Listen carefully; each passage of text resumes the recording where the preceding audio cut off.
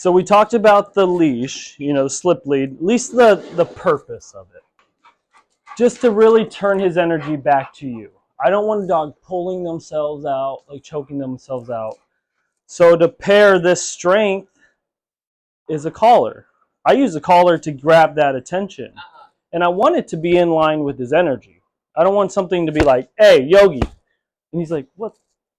Like, it should be like, Yogi, hey, turn around, look at me. Long term, that's what it should be. Like a one-time press. He knows it's my mom and dad trying to get my attention. Initially, though, you have to teach them that language. That every time you feel this, mom and dad are going to turn you back and look at them. So we're going to guide him back to this eye contact. The collar technology is like a TENS unit, so it contracts the muscle. And I'll have you feel it before I demo him for you. Just so you have an understanding of what it feels like. We don't want anything too high, like I was saying, like when I equate it, it's like a tap on the shoulder. We don't want anything too soft either, right? Where he's just like ignoring it. So sometimes we want our dogs just to listen, just enough, or sometimes we want them to be perfect because we're going into a stimulated environment that we don't want you to get confused in. Now it comes back to that bubble that I was talking about, where you're the center of this focus, which the collar is going to drive him to. Okay, Linda. So I want you to open your hand first. Close your hand. Okay. This first are going to vibrate just to make sure it's on. Okay. Now, why I don't use vibration is because this, I'm pressing different buttons.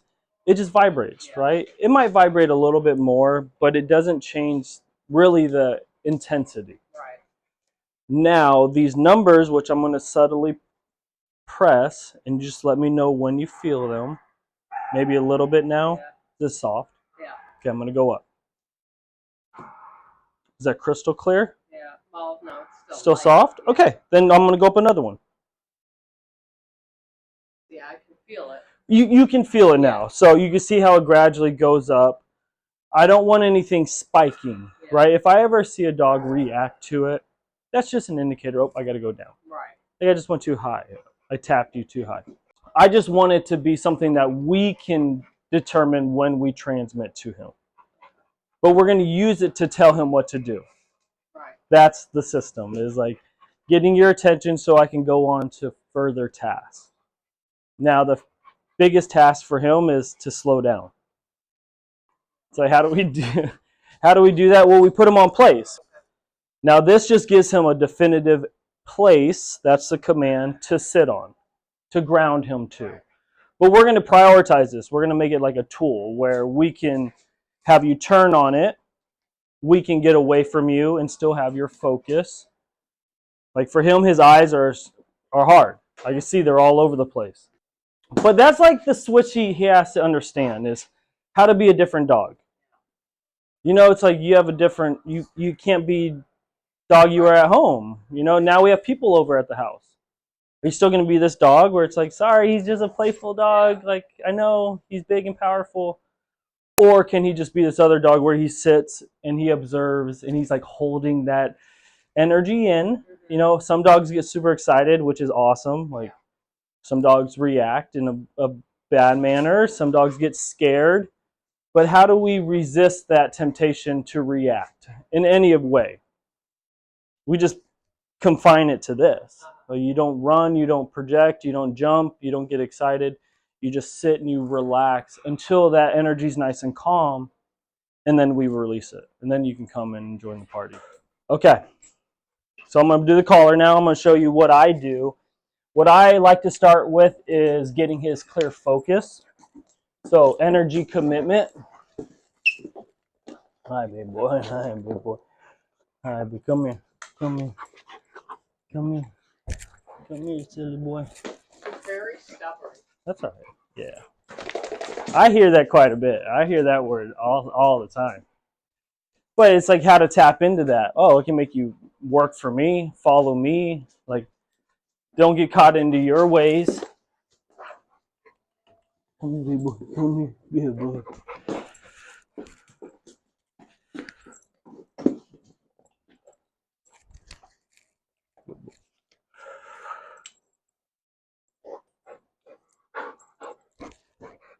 And I could put you on something again to ground you and not give you really the ability to move too much.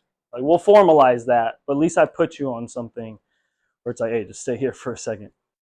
So I just want you to observe this kind of sequence, how I get his attention, and then I'm going to transfer it to here. Okay. A lot of it's like dialing in this number. I'm going to press it a lot. Okay, yeah. I'll press it probably over 100 times in this little like, sequence.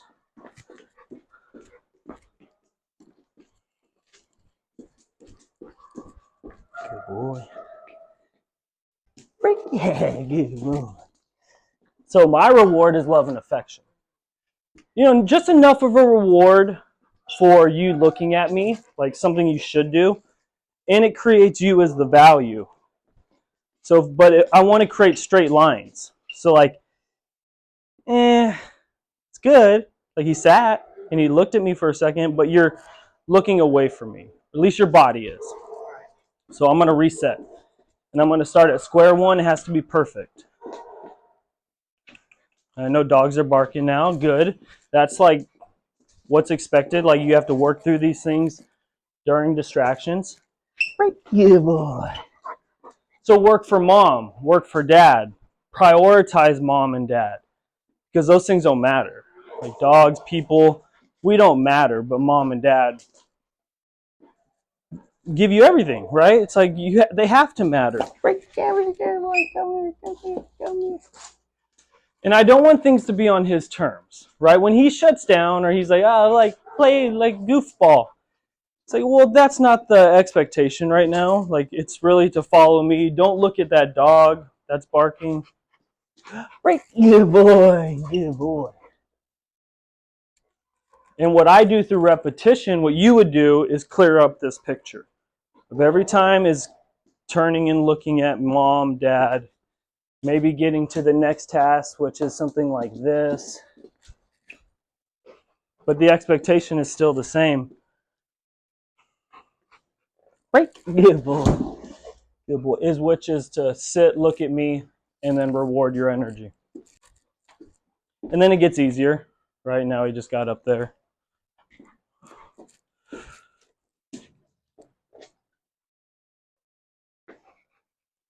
Yeah.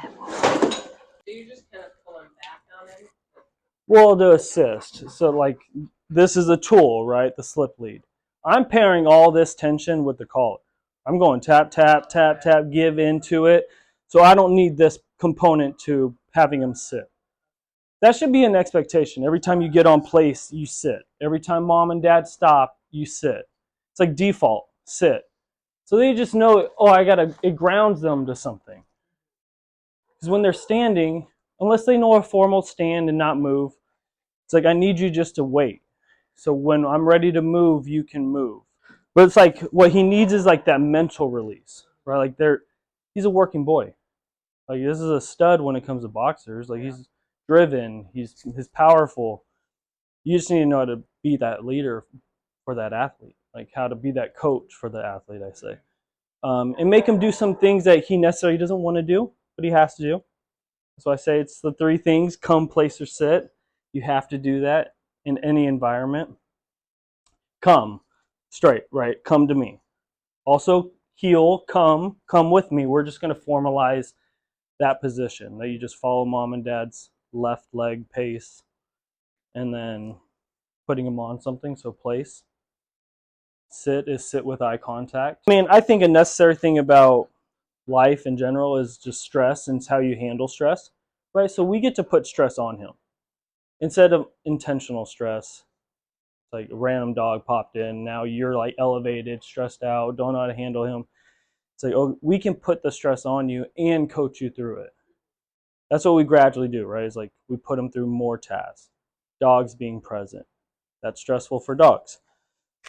Going into different environments like Home Depot, where we can coach him with the same concept, right? It's like Home Depot has place. They have the flat carts, those orange ones.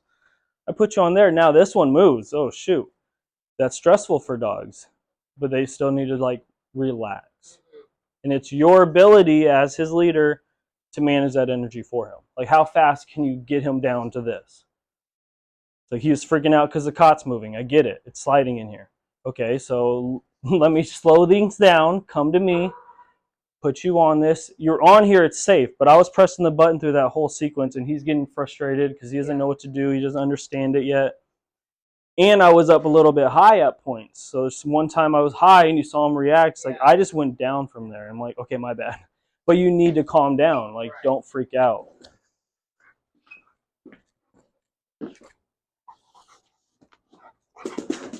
So when he stresses out like that, he goes to almost like a fight mechanism, right? A little mouthy. Not an aggression, but a stress mechanism. Like, how does he handle stress? Okay, well, I'm going to use my mouth as a hand. I just try to be calm with that, but he can't act that way either way. Like, that can't be a coping mechanism for him. So I'm trying to shut that down as fast as possible without him dictating that situation. And calming him through it. So like these subtle pets and not babying him. Not like, oh my God, you're okay. I promise.